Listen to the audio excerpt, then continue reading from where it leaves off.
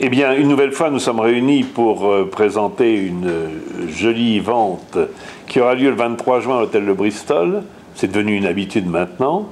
Nous avons changé de spécialité pour une fois. Nous commencerons à partir de 17h par une très belle vente d'archéologie provenant de la collection Fares Barakat, qui est un marchand anglais qui a plus ou moins cessé ses activités pour s'adonner à sa passion qui est la peinture.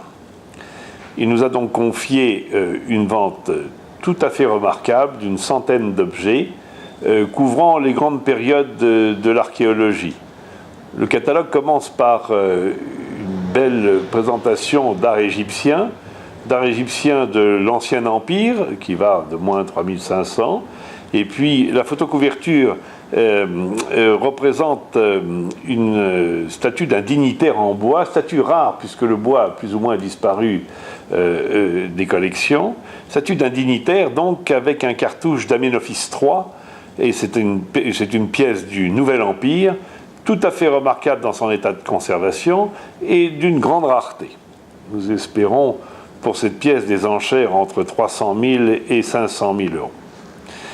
Eh bien, je ne vais pas vous énumérer, ça serait fort long, toutes les pièces d'archéologie dignes d'être présentées, mais suite à l'art d'Égypte, nous passerons à la Mésopotamie, l'ennemi de l'Égypte, mais également un art merveilleux avec des tablettes cunéiformes qui ont eu la chance d'être entièrement traduites par le professeur Lambert, récemment disparu, professeur qui était affilié au Victoria and Albert Museum et qui était un éminent spécialiste dans ce domaine. Ce sont les tablettes des premières écritures de l'homme. Ensuite, nous avons des vases à figures rouges de la Grèce. Nous passons donc tout le bassin méditerranéen. Alors, des vases figures rouges, dont certains de très belle qualité, qui seront présentés à côté d'une magnifique ciste étrusque en bronze qui a conservé son couvercle avec le couple, avec un décor gravé d'un char attelé de 4 chevaux, œuvre de très belle qualité et rare quand elle est complète.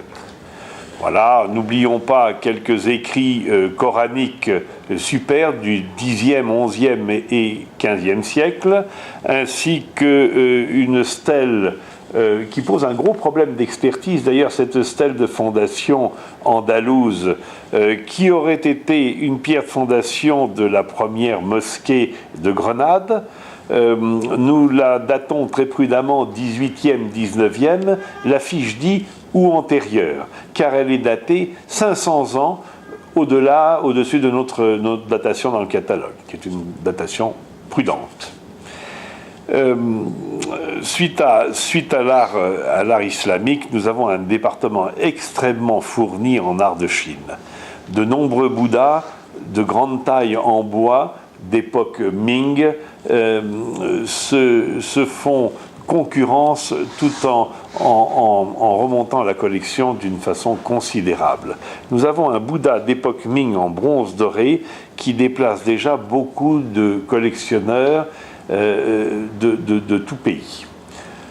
Voilà pour l'art de Chine, des frises en céramique aux 3 couleurs vont être présentées, et nous terminerons ce département d'archéologie par l'art africain, qui est un département agréable, mais qui ne sera pas forcément le département majeur de cette vente. La vente d'archéologie se terminera vers 19h. Elle sera immédiatement suivie d'une vente d'objets d'art et mobilier du XVIIe, XVIIIe et XIXe. Ce département est l'une de nos grandes spécialités, comme vous le savez. Le numéro 1 de cette vente, pour donner la tendance, sera une sphère armilière en bronze doré d'époque du XVIIe siècle. C'est un objet scientifique extrêmement précis sur un pied en bronze attribué à Gouttière. C'est une référence de voir un objet XVIIe qui a été choyé au cours des années afin d'être à la fin du XVIIIe siècle monté sur un pied extrêmement onéreux et extrêmement étudié. La passion des collectionneurs, donc, s'est faite pendant des siècles et c'est une preuve évidente sur ce numéro qui est extrêmement rare. Nous continuerons, nous avons une collection, comme souvent, d'horlogerie extrêmement précieuse, un cartel en bronze doré, totalement déchiqueté, qui est attribué à... excusez-moi, un cartel extrêmement déchiqueté qui est attribué à Crescent. Il est dans sa vieille dorure. C'est un des plus beaux cartels de cette période, début Louis XV, que je n'ai jamais pu rencontrer dans ma carrière. Ensuite, nous aurons beaucoup de pièces en porcelaine de Chine montées bronze du XVIIIe siècle, pour arriver très rapidement à la période du milieu XVIIIe, néoclassicisme et l'Empire, où des pièces merveilleuses seront présentées. Il est nécessaire de s'attarder sur une très belle paire de vases cornés en porcelaine de Paris à fond blanc, bleu, azur et or, à décor du hameau de la Reine de Versailles. Beaucoup d'indices pensent que cette paire de vases aurait été offerte ou commandée par la reine, donc elles ne sont pas marquées, mais plein d'indices, notamment des arbres plantés juste au moment de la construction, permettent de penser que nous sommes en face d'une pièce qui pourrait être royale. Une console en bois doré provenant de la même collection, qui est une console qui a été également exposée dans les musées nationaux et qui pourrait provenir des collections du prince d'Artois. Beaucoup d'indices convergent pour pouvoir donner cette attribution. Notamment le décor aux instruments maçonniques qui la couvrent, extrêmement rare. Nous verrons guéridon. Le guéridon qui est devant moi est un guéridon de la fin du XVIIIe siècle, en verre églomisé, extrêmement rare et surtout dans un état de conservation superbe. Citons également ce très beau salon comprenant une paire de fauteuils, une paire de bergères et un canapé en bois doré aux marques d'inventaire du château de Saint-Cloud, estampillé au nom de Pierre-Louis. Avec cette fin du XVIIIe siècle, la vente est sur le point de s'achever.